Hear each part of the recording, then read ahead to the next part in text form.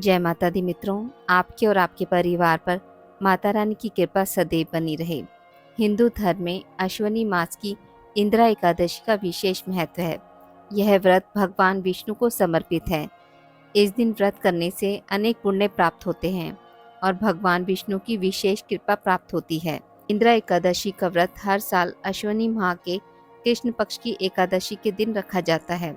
इस दिन भगवान विष्णु को प्रसन्न करने के लिए रीति रिवाज के अनुसार पूजा व्रत किया जाता है। इंदिरा एकादशी का महत्व इसलिए भी अधिक है क्योंकि इस व्रत को करने से आपके पितरों को मोक्ष की प्राप्ति होती है। वह बैकुंठ धाम को जाते हैं। साथ ही इस व्रत के प्रभाव से खुद के लिए भी स्वर्ग लोक के द्वार खुलते हैं।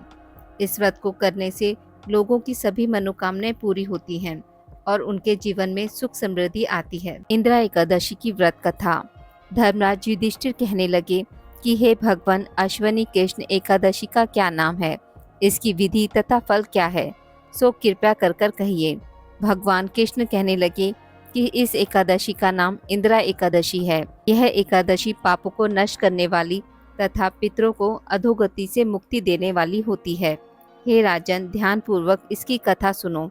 इसके सुनने मात्र से ही वाजपेयी यज्ञ का फल मिलता है।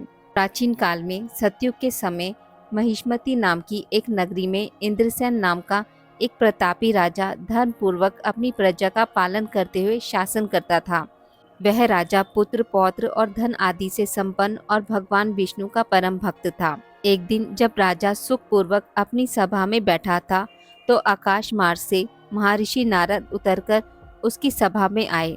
राजा उन्हें देखते ही हाथ जोड़कर खड़ा हो गया और विधि पूर्वक आसन व अर्घ्य दिया।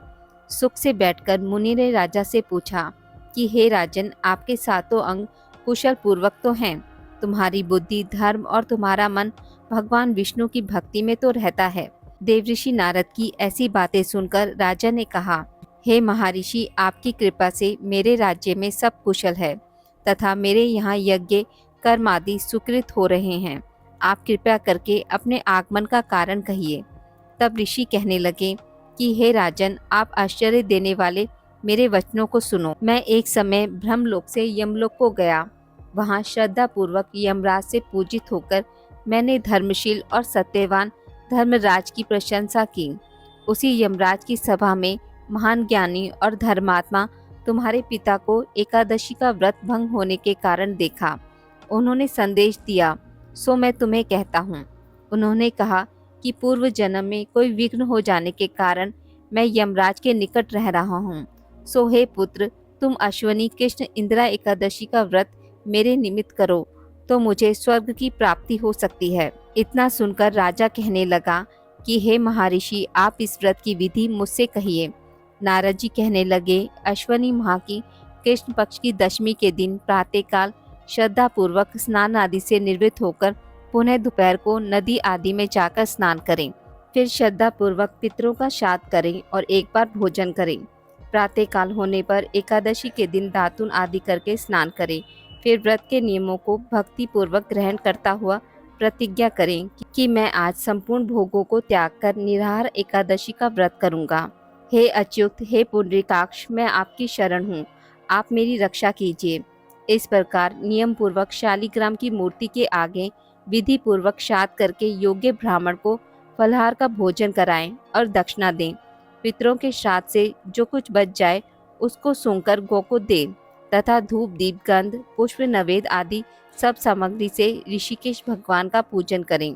रात में भगवान के निकट जागरण करें।